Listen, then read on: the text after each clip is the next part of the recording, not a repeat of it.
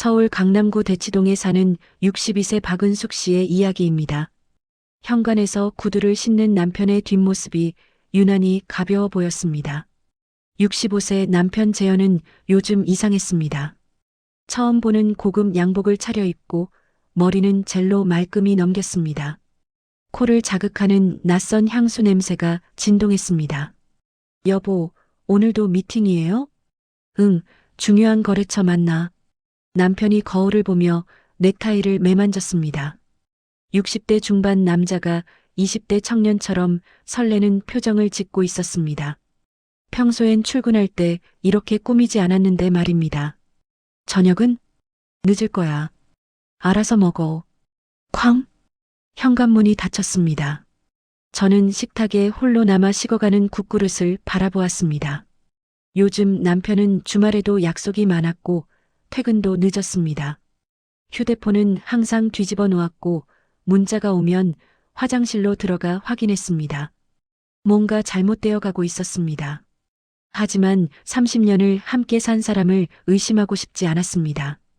그날 오후 마트에서 장을 보던 중 휴대폰이 울렸습니다. 발신자는 윤희재, 30년 지기 절친이자 희성그룹 회장이었습니다. 여보세요, 희재야? 은수가. 친구의 목소리가 이상했습니다. 떨리고 있었습니다. 30년을 알아온 친구였습니다. 이 톤은 뭔가 큰일이 났다는 신호였습니다. 왜 그래? 지금 당장 만날 수 있어? 꼭 할 얘기가 있어. 그래, 어디서? 신라호텔 라운지. 1시간 후에. 뚝. 전화가 끊어졌습니다. 장바구니를 계산대에 맡기고 택시를 잡았습니다. 차 안에서 손이 떨렸습니다. 호텔 라운지에 도착하자 구석 자리에 앉은 희재가 보였습니다. 수트를 단정히 차려입었지만 얼굴은 창백했습니다. 테이블 위에는 커피잔 대신 갈색 봉투가 놓여 있었습니다. 희재야. 희재가 고개를 들었습니다. 눈이 붉게 충혈되어 있었습니다. 울었던 겁니다. 앉아. 저는 맞은편에 앉았습니다. 희재는 한참을 입을 열지 못하다가 떨리는 손으로 봉투를 밀어냈습니다. 이거 먼저 봐. 저는 봉투를 열었습니다. 사진들이 쏟아져 나왔습니다. 남편 재현이 젊은 여자와 고급 레스토랑에서 마주 앉아 있는 모습, 갤러리 전시회에서 그림을 함께 보는 모습, 공원 벤치에서 어깨를 나란히 하고 앉은 모습, 차 안에서 손을 잡은 모습, 가슴이 철렁 내려앉았습니다. 하지만 더 충격적인 건 그 여자의 얼굴이었습니다. 이거, 서아야? 응. 희재의 외동딸, 32살 윤서아. 제가 어릴 때부터 봐온 그 아이였습니다. 이게 무슨, 3주 전에 우연히 알았어. 서아가 좋은 사람 만난다고 하길래 누구냐고 물었더니 대답을 안 하더라고. 이상해서 사람 시켜서 미행했어. 희재의 목소리가 갈라졌습니다. 6개월 전부터였어. 내 남편이 투자 상담 명목으로 서아한테 접근했어. 미술품 투자가 유망하다며. 서아 전공이 미술사잖아. 그렇게 가르쳐 준다고 하면서 자꾸 만났대. 저는 사진을 한 장 한 장 넘겼습니다. 손이 떨렸습니다. 처음엔 나도 투자 상담인 줄 알았어. 그런데 희재가 또 다른 서류를 꺼냈습니다. 탐정이 정리한 보고서였습니다. 박재현은 윤서아 씨에게 어머니가 능력이 뛰어나신 만큼 바쁘셔서 외롭죠? 제가 삼촌처럼 조언해 드릴게요라며 정서적으로 접근. 이후 나이는 숫자일 뿐 서아 씨 같은 분은 젊은 남자들이 이해 못해요라며 관계 발전. 현재 연인 관계로 추정. 입안이 바짝 말랐습니다. 은수가 우리 딸이 완전히 빠졌어. 희재의 눈에서 눈물이 흘러내렸습니다. 어제 따로 불러서 물어봤어. 그 남자 유부남이야. 엄마 친구 남편이라고. 그랬더니 뭐라는 줄 알아? 희재가 주먹을 쥐었습니다. 부부 사이가 안 좋았대요. 아저씨는 외로웠대요. 저만 아저씨를 이해해준대요. 이러는 거야. 나이 차이 30살이라고 했더니 진짜 사랑은 나이가 중요하지 않다고 하더라. 완전히 세뇌당한 거야. 저는 사진 속 남편의 얼굴을 빤히 바라보았습니다. 집에서는 한 번도 본 적 없는 다정한 미소를 짓고 있었습니다. 서아의 말을 경청하는 듯한 자세, 손을 포개 잡은 모습. 부부 사이가 안 좋았다고? 저는 30년 동안 남편 뒷바라지만 했습니다. 남편 사업이 어려울 때 친정 돈까지 끌어다 도왔습니다. 남편이 원하는 대로 살림을 꾸렸고 남편이 피곤하다면 말도 걸지 않았습니다. 그런데 안 좋았다고? 더 있어. 희재가 휴대폰을 꺼내 문자 내용을 보여줬습니다. 서아가 친구에게 보낸 카톡이었습니다. 언니, 나 진짜 사랑에 빠진 것 같아. 아저씨는 나를 여자로 봐주고 어른으로 대해줘. 엄마는 날 항상 어린애 취급하잖아. 근데 아저씨는 달라.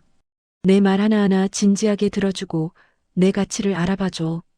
아저씨가 그러는데 나중에 같이 작은 갤러리 하나 차리자고 했어. 나는 큐레이터, 아저씨는 투자. 완벽하지 않아? 희재가 휴대폰을 던지듯 테이블에 내려놨습니다. 갤러리래. 결국 내 돈으로 사업하겠다는 거잖아. 서아 명의로 건물 하나 사두라고 내가 얘기한 적 있거든. 그걸 노린 거야. 순간 모든 게 이해됐습니다. 남편은 서아의 외로움을 파고들었습니다. 바쁜 엄마 밑에서 자란 딸의 결핍을 정확히 찔렀습니다. 그리고 당신은 특별하다, 당신을 이해한다는 말로 포장해서 재산을 노린 겁니다.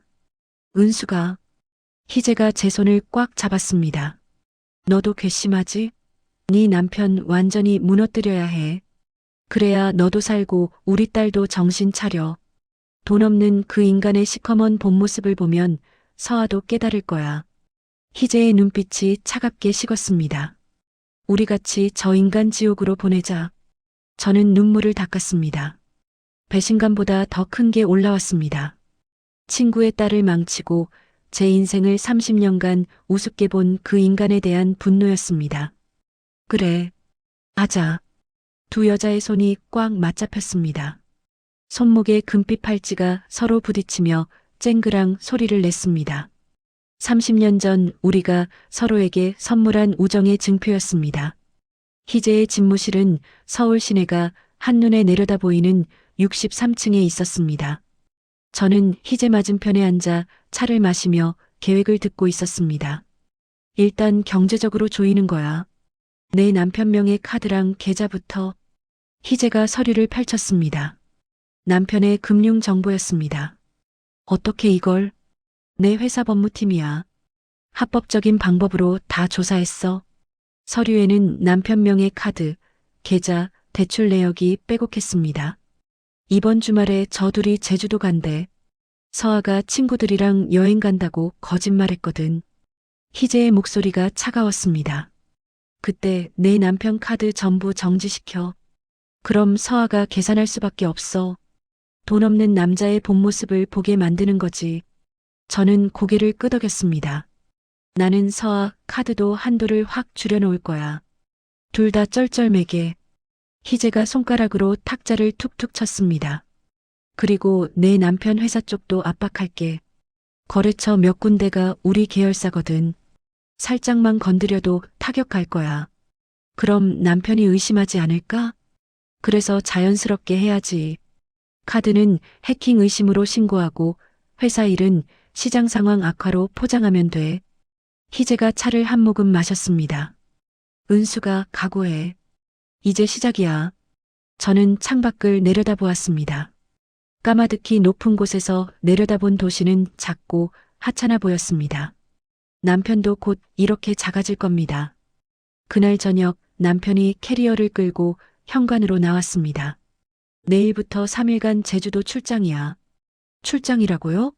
서아와의 미래를 그렇게 포장하는군요. 조심히 다녀와요. 저는 환하게 웃으며 배웅했습니다. 문이 닫히자마자 저는 휴대폰을 꺼내 카드사에 전화를 걸었습니다. 남편 명의 카드 전부 분실 신고요. 해외에서 이상한 결제 시도가 있었어요. 클릭 몇 번에 남편의 모든 카드가 정지됐습니다. 손가락 끝이 차가웠습니다. 아니, 이제야 제대로 돌아가는 기분이었습니다. 제주도의 5성급 리조트 레스토랑이었습니다.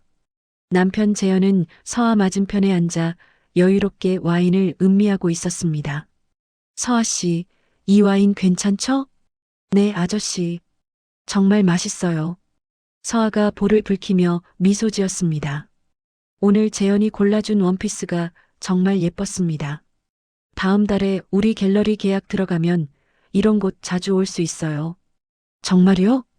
당연하죠. 서아 씨는 이런 데 어울리는 사람이에요. 재현이 서아의 손을 살짝 덮었습니다. 식사가 끝나고 웨이터가 계산서를 가져왔습니다. 재현이 여유롭게 지갑에서 카드를 꺼냈습니다. 제 블랙카드로 해주세요. 웨이터가 카드를 단말기에 넣었습니다. 비빅. 날카로운 거절음이 울렸습니다. 죄송합니다, 손님. 카드 승인이 안 됩니다. 재현의 얼굴이 굳었습니다. 이상한데? 다시 해봐요. 비빅. 또 거절. 주변 테이블에서 사람들이 슬금슬금 쳐다보기 시작했습니다. 잠깐만요. 재현이 황급히 다른 카드를 꺼냈습니다. 하지만 그것도 그 다음 것도 전부 거절당했습니다. 재현의 이마에 땀이 맺혔습니다. 제가 계산할게요. 서아가 조심스럽게 자기 카드를 내밀었습니다. 아, 아니야. 내가 할게. 괜찮아요, 아저씨. 서아의 카드로 계산이 됐습니다.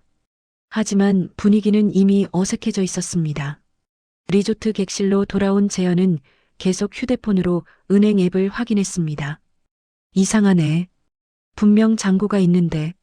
서아는 창밖을 내다보며 불안감을 느꼈습니다. 재현 아저씨의 당황한 모습은 처음 봤습니다. 항상 여유롭고 든든했던 사람이었는데 아깐 다른 사람 같았어. 작은 의심의 씨앗이 마음속에 떨어졌습니다. 서울로 돌아온 남편은 이상하게 조용했습니다. 평소처럼 출장 잘 다녀왔다는 말도 없이 곧장 서재로 들어가 문을 닫아버렸습니다. 저는 거실에서 차를 마시며 서재 문을 바라보았습니다. 안에서 남편의 목소리가 새어나왔습니다. 뭐? 거래 취소? 이사님, 그게 무슨 소리예요? 계약서까지 썼잖아요. 목소리가 점점 커졌습니다. 아니, 시장 상황이 안 좋아도 이건... 네, 다른 업체로 가신다고요? 쿵. 뭔가 던지는 소리가 들렸습니다. 서재 문이 벌컥 열리며 남편이 나왔습니다. 얼굴이 하얗게 질려 있었습니다. 여보, 무슨 일 있어요? 회사 일 때문에. 좀 꼬였어. 남편이 소파에 털썩 주저앉았습니다. 저는 물을 따라 건네며 물었습니다. 많이 안 좋아요? 응. 큰 거래가 갑자기 엎어졌어. 남편이 머리를 감싸쥐었습니다. 희재가 움직인 거군. 저는 속으로 미소를 지으며 남편의 등을 토닥였습니다. 힘내요. 당신이면 잘 해결할 거야. 그래야 할 텐데. 남편의 휴대폰이 울렸습니다. 남편이 화면을 보더니 황급히 베란다로 나가 전화를 받았습니다. 베란다 유리문 너머로 남편의 모습이 보였습니다. 누군가와 다투듯 대화하고 있었습니다. 전화를 끄는 남편이 들어왔습니다. 나 급한데 가봐야 해. 지금? 응. 남편이 재킷을 걸치고 현관으로 향했습니다. 쾅! 문이 닫혔습니다. 저는 휴대폰을 꺼내 희재에게 문자를 보냈습니다. 남편이 방금 나갔어. 서아한테 가는 것 같아. 곧 답장이 왔습니다. 맞아. 서아한테 긴급하게 만나자고 연락했대.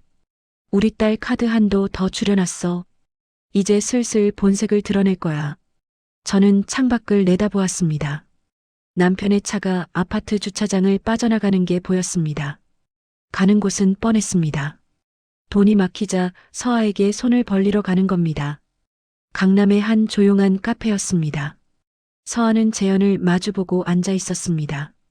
아저씨, 급하게 부르셔서 무슨 일 있으세요? 재현이 커피를 한 모금 마시더니 입을 열었습니다.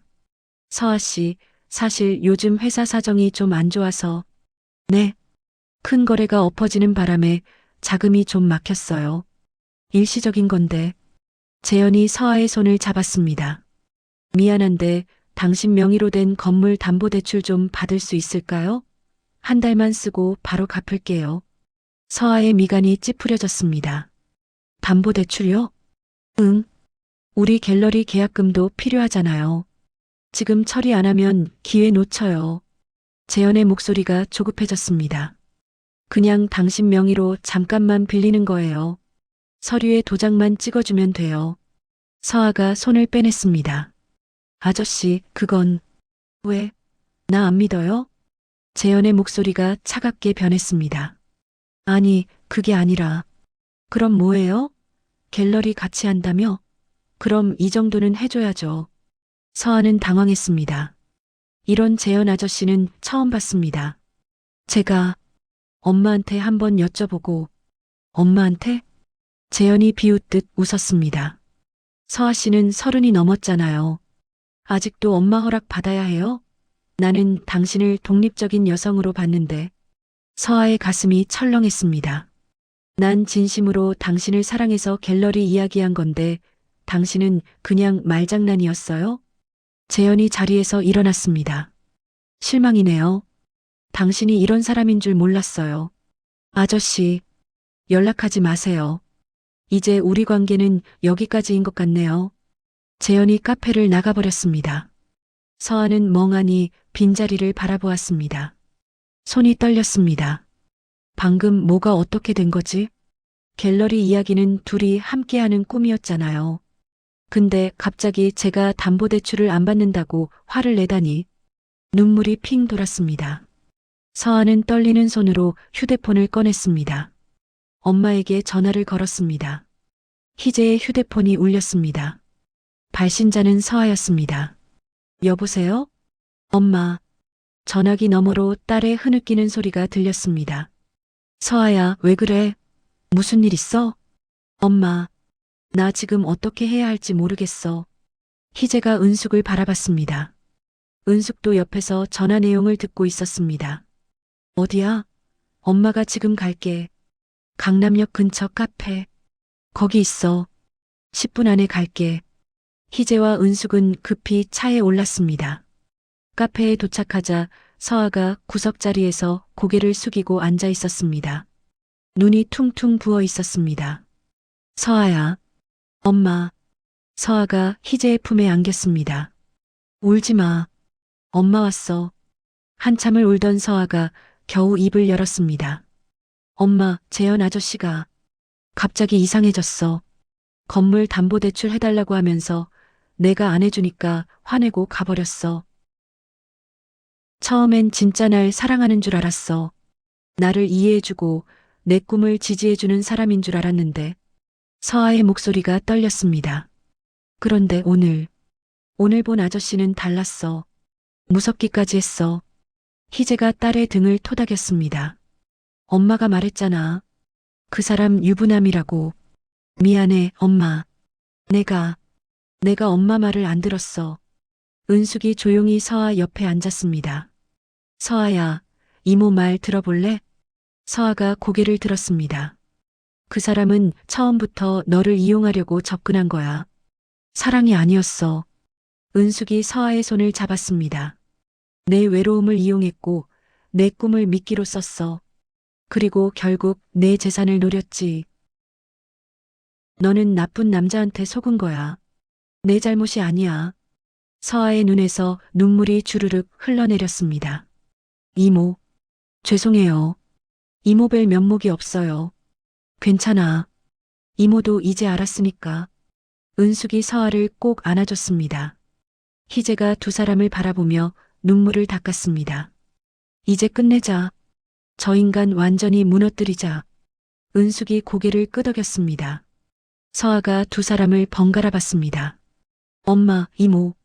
나도 도울게. 내가 당한 거니까 나도 같이 할 거야. 희재가 딸의 머리를 쓰다듬었습니다. 그래. 같이 하자. 세 여자의 눈빛이 차갑게 빛났습니다. 희성그룹 본사 대회의실이었습니다. 정기 주주총회가 열리는 날이었습니다. 회의실에는 주요 주주들과 언론사 기자들이 빼곡히 들어차 있었습니다. 재현은 복도에서 초조하게 서성이고 있었습니다. 며칠 전 희재의 비서에게서 연락이 왔었습니다. 회장님께서 박 대표님과 협력권을 논의하고 싶으신답니다. 주주총회 때 오시면 좋은 제안을 드리겠습니다. 재현은 이게 마지막 기회라고 생각했습니다. 요즘 회사 사정이 말이 아니었습니다. 거래처는 줄줄이 끊어졌고 은행 대출도 막혔습니다. 윤 회장만 투자해주면 다 해결돼. 재현은 넥타이를 고쳐 매며 회의실 안으로 들어갔습니다. 그런데 이상했습니다. 단상 위에는 윤희재 회장뿐만 아니라 아내 은숙과 서아도 나란히 앉아 있었습니다. 저들이 왜 같이? 불길한 예감이 들었습니다. 희재가 마이크를 잡았습니다. 오늘 주주총회에서는 정기 안건 외에 특별히 공개할 사항이 있습니다. 희재의 시선이 재현을 향했습니다. 최근 우리 회사 경영진 가족이 외부인의 사기 시도에 노출된 사건이 있었습니다. 웅성웅성. 회의실이 술렁였습니다. 피해자는 제 딸 윤서아입니다. 그리고 가해자는 희재가 재현을 가리켰습니다. 저기 서 계신 박재현 씨입니다. 재현의 얼굴이 하얗게 질렸습니다. 스크린에 영상이 재생되기 시작했습니다.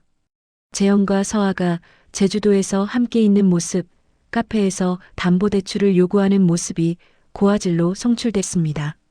박재현 씨는 6개월간 제 딸에게 접근해 신뢰를 쌓은 뒤 딸 명의 재산을 노렸습니다. 희재의 목소리가 차가웠습니다. 더 심각한 것은 박재현 씨는 유부남이며 그의 아내는 희재가 은숙을 바라봤습니다. 제 30년 지기 친구 박은숙 씨입니다. 플래시가 터지기 시작했습니다. 기자들이 일제히 재현을 향해 카메라를 들이댔습니다. 재현이 손을 휘저으며 소리쳤습니다. 아닙니다. 오해입니다. 저는 그냥 뭡니까? 은숙이 자리에서 일어났습니다. 30년 결혼 생활을 우습게 보고 제 친구 딸을 유혹하고 재산을 노린 거 맞잖아요? 은숙의 목소리가 떨렸습니다. 당신 회사 거래 끊긴 것도 카드 막힌 것도 다 우리가 한 거예요. 뭐라고? 30년간 당신 뒷바라지하며 살았어요. 친정 돈까지 대주며 당신 사업 키웠어요. 그런데 이게 보답이에요? 은숙의 눈에서 눈물이 흘렀습니다. 서아가 일어섰습니다. 저는 처음에 박재현 씨가 절 진심으로 대하는 줄 알았어요. 서아의 목소리가 갈라졌습니다. 하지만 결국 원한 건 제 재산이었어요. 담보대출을 거절하자 바로 본색을 드러냈어요. 서아 씨, 그게 아니라. 이모, 죄송해요. 서아가 은숙을 향해 고개를 숙였습니다. 제가 철없었어요. 이모 남편인 줄 알면서도. 저는 괜찮아, 서아야. 은숙이 서아의 손을 잡았습니다. 내 잘못이 아니야. 나쁜 건 작정하고 접근한 저 사람이야. 희재가 다시 마이크를 잡았습니다. 박재현 씨에 대해서는 사기 미수 및 명예훼손으로 고소 절차를 밟을 예정입니다. 희재가 서류를 들어 올렸습니다. 또한 박 씨의 회사에 대한 조사 결과 횡령 및 배임 혐의가 확인됐습니다. 이미 검찰에 고발했습니다. 쿵. 재현이 바닥에 주저앉았습니다. 안 돼. 경비원들이 다가와 재현을 부축했습니다. 나가시죠. 잠깐만. 은수가. 여보, 나 좀 살려줘. 내가 잘못했어. 재현의 절규가 회의실에 울려 퍼졌습니다. 하지만 은숙은 고개도 돌리지 않았습니다. 재현이 끌려나가고 회의실이 조용해졌습니다. 희재가 은숙과 서아의 손을 잡았습니다. 끝났어. 세 여자는 서로를 껴안았습니다. 창밖으로 햇살이 쏟아져 들어왔습니다. 1년이 흘렀습니다. 한강이 내려다 보이는 갤러리 카페였습니다. 은재 갤러리라는 이름의 간판이 햇빛을 받아 반짝였습니다. 은숙과 희재의 이름을 딴 갤러리였습니다. 저는 카페 안에서 차를 준비하고 있었습니다. 오늘은 젊은 여성 작가들의 전시 오픈일이었습니다. 은숙 이모, 손님들 오시기 시작했어요. 서아가 문 쪽을 가리켰습니다. 서아는 이제 이 갤러리의 큐레이터로 일하고 있었습니다. 1년 전에 상처를 딛고 진짜 자기 꿈을 찾은 것입니다. 그래, 알았어. 희재가 막 도착한 참이었습니다. 은수가 오늘 전시 대박 날 것 같은데? 사람들 벌써 이렇게 많이 왔네. 그러게. 서아가 홍보를 잘했나 봐. 두 사람은 웃으며 갤러리 안으로 들어갔습니다. 벽면에는 젊은 작가들의 그림이 걸려 있었습니다. 여성들의 이야기를 담은 작품들이었습니다. 상처, 치유, 성장. 저는 작품 하나하나를 천천히 감상했습니다. 1년 전만 해도 저는 남편의 그림자 속에서 살았습니다. 제 이름도 제 꿈도 없이 그저 박재현의 아내로만 존재했습니다. 하지만 이제는 달랐습니다. 이혼 후 받은 위자료와 재산 분할금으로 희재와 함께 이 갤러리를 열었습니다. 30년 전 우리가 함께 꿈꿨던 일이었습니다. 이모, 서아가 다가왔습니다. 1년 전에 정말 죄송했어요. 제가 철이 없어서. 됐어, 서아야. 저는 서아의 어깨를 토닥였습니다. 너도 피해자였어. 그리고 내가 용기 내서 진실을 말해줬잖아. 그게 얼마나 어려운 일인데. 서아의 눈시울이 붉어졌습니다. 이모 덕분에 제가 다시 일어설 수 있었어요. 엄마도 이모도 저를 포기하지 않고 도와주셨잖아요. 당연하지. 우린 가족이니까. 희재가 다가와 두 사람을 껴안았습니다. 우리 세 여자 정말 많이 강해졌지? 응. 세 사람은 한참을 그렇게 서로를 안고 있었습니다. 전시가 끝나고 저와 희재는 한강공원 벤치에 앉았습니다. 서아는 갤러리 정리를 하러 들어갔습니다. 은수가 박재현 그 인간 어떻게 됐대? 교도소에서 3년형 받고 복역 중이래. 횡령 혐의까지 더해져서. 잘 됐네. 희재가 씁쓸하게 웃었습니다. 근데 있잖아, 나 가끔 생각해. 만약 내가 서아한테 좀 더 관심을 가졌더라면 저런 일이 안 생겼을까? 희재야. 저는 친구의 손을 잡았습니다. 네 잘못 아니야. 나쁜 건 박재현이었어. 그 사기꾼 같은 놈이 작정하고 서아의 외로움을 이용한 거지. 그리고 우리 결국 서아 구해냈잖아. 그게 중요한 거야. 희재가 제 손을 꽉 쥐었습니다. 손목에 금빛 팔찌가 햇빛을 받아 반짝였습니다.